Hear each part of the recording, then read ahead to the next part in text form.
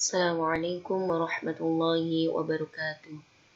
Alhamdulillahirrabbilalamin. Anak-anak, kita bisa berjumpa lagi untuk bab 1 di kelas 8. Semoga kalian dalam keadaan sehat walafiat. Amin amin ya rabbal alamin. Oke anak-anak, sebelum saya melanjutkan menerangkan tentang bab 1, marilah kita membaca doa terlebih dahulu agar ilmu yang kita dapatkan dapat bermanfaat. Ala hadi niyya bi syafaati Rasulillah sallallahu alaihi wasallam.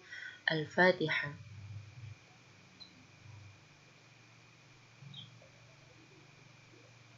Berdoa selesai. Oke anak-anak, bab 1, meyakini kitab-kitab Allah, mencintai Al-Quran. Tujuan pembelajaran kita untuk bab 1 di kelas 8 ini, yang pertama, agar kalian dapat memahami makna beriman kepada kitab-kitab Allah. Kemudian, kalian dapat menyajikan dalil naqli tentang beriman kepada kitab-kitab Allah. Pengertian iman kepada kitab-kitab Allah Subhanahu wa ta'ala. Iman kepada kitab-kitab Allah Subhanahu wa ta'ala termasuk rukun iman yang ketiga. Iman kepada kitab-kitab Allah Subhanahu wa ta'ala berarti mempercayai dan meyakini dengan sepenuh hati bahwa Allah Subhanahu wa ta'ala telah menurunkan kitab-kitabnya kepada para rasulnya sebagai pedoman hidup bagi umat manusia. Kitab-kitab itu mengandung perintah, larangan, janji, dan ancaman Allah Subhanahu wa ta'ala. Sebagaimana firman Allah yang terdapat pada Quran Surah Al-Baqarah, surah kedua ayat 4. Bismillahirrahmanirrahim. Walladzina yu'minuna bima unzila ilaika wa ma unzila min qablik wa bil akhirati hum yuqinun. Yang artinya, dan mereka yang beriman kepada kitab Al-Quran yang telah diturunkan kepadamu dan kitab-kitab yang telah diturunkan sebelummu, serta mereka yakin akan adanya kehidupan akhirat. Jadi, di Quran Surah Al-Baqarah ini dijelaskan bahwasannya sebelum Allah menurunkan kitab Al-Quran, Allah juga menurunkan kitab-kitab yang lainnya. Apa saja kitab-kitab sebelum Al-Quran? Yang pertama, ada kitab Taurat. Kitab Taurat ini kitab yang diturunkan kepada Nabi Musa alaihi salam pada abad ke-12 sebelum Masehi. Kitab Taurat ini juga berisikan tentang hukum-hukum syariat agama seperti perintah untuk mengesahkan Allah SWT, larangan menyembah patung atau berhala, larangan menyebut nama Allah SWT dengan sia-sia, perintah menyucikan hari Sabtu, perintah menghormati kedua orang tua, larangan membunuh sesama manusia, larangan berbuat zina, larangan mencuri, larangan menjadi saksi palsu, dan larangan mengambil hak orang lain. Sebagaimana firman Allah yang terdapat pada Quran Surah Al-Mu'minun pada surah ke-23 ayat 49. Bismillahirrahmanirrahim. Walaqad atayna Musal kitaba la'allahum yahtadun. Yang artinya, dan sesungguhnya telah kami berikan Alkitab Taurat kepada Musa agar mereka Bani Israel mendapat petunjuk. Selanjutnya yang kedua, ada kitab Zabur. Kitab Zabur adalah kitab yang diturunkan kepada Nabi Daud alaihi salam pada abad ke-10 sebelum Masehi.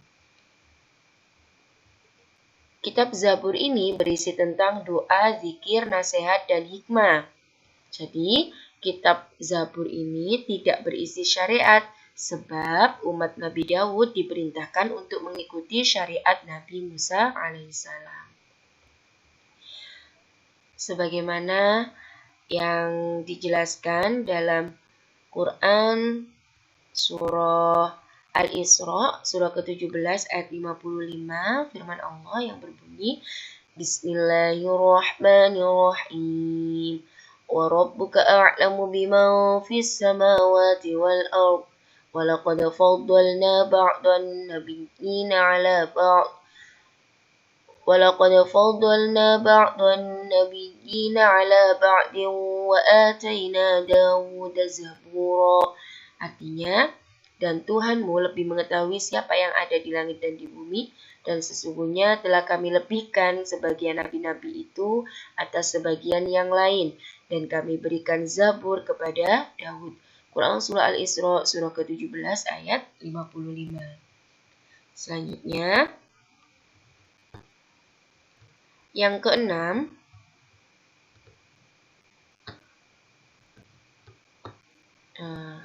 slide yang keenam, selanjutnya ada kitab Injil. Kitab Injil berarti kitab ini kitab yang diturunkan kepada Nabi Isa alaihissalam, isinya tentang seruan bertauhid kepada Allah Subhanahu wa taala. Sebagaimana firman Allah yang terdapat pada Quran Surah Al-Maidah ayat 46.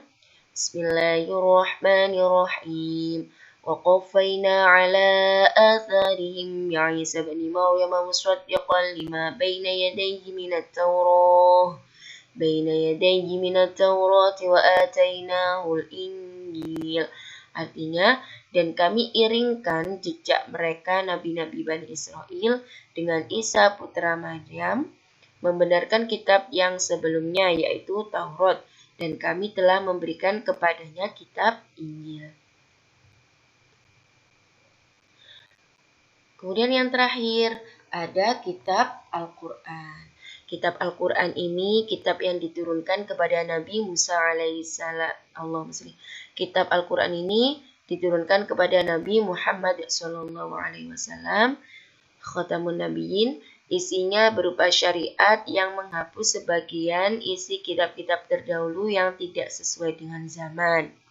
Kitab Al-Quran ini sifatnya adalah abadi, berlaku untuk sepanjang masa, sebab isinya lengkap, menyeluruh, universal, dan dapat menjawab permasalahan yang telah terjadi sepanjang masa.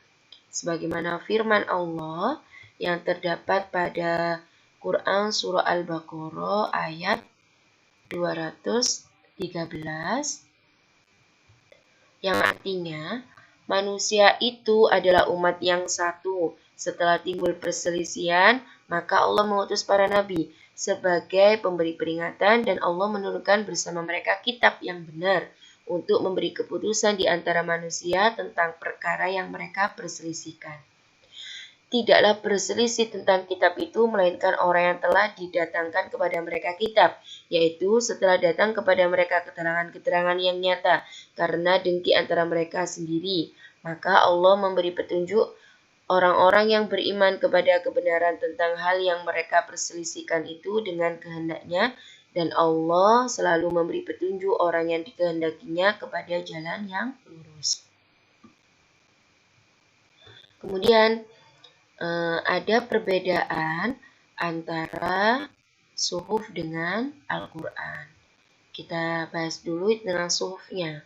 Suhuf atau sohifah adalah lembaran-lembaran yang terpisah-pisah.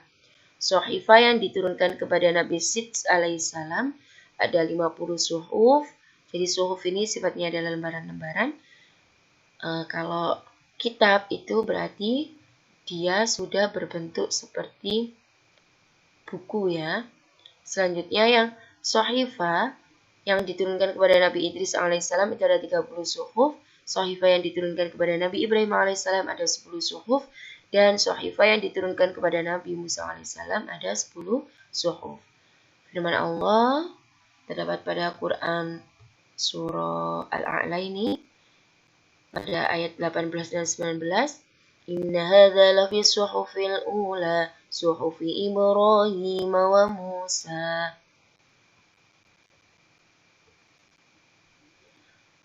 Persamaan isi kitab dan suhuf. Ya, persamaannya ada 3 tentang keimanan. Semua kitab-kitab Allah SWT yang diturunkan kepada para nabi dan rasul pasti mengajar tentang keesaan Allah atau tauhid, kehidupan akhirat, alam gaib, surga dan neraka. Kemudian syariat, hukum-hukum yang pokok seperti larangan zina, membunuh manusia, mencuri, berdusta, kewajiban berbakti kepada orang tua, dan lain sebagainya. Kemudian kalau tentang sejarahnya itu tentang keterangan-keterangan tentang kisah para nabi dan umatnya.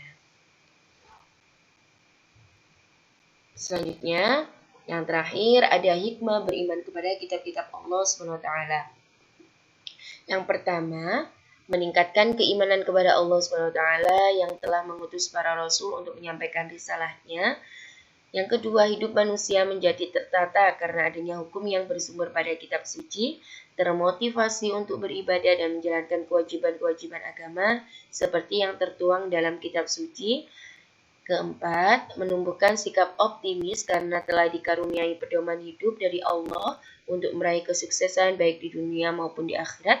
Dan yang terakhir, terjaga ketakwaannya dengan selalu menjalankan perintah Allah dan menjauhi semua larangannya. Demikian untuk materi bab 1 ini. Semoga kalian dapat memahami apa yang saya jelaskan.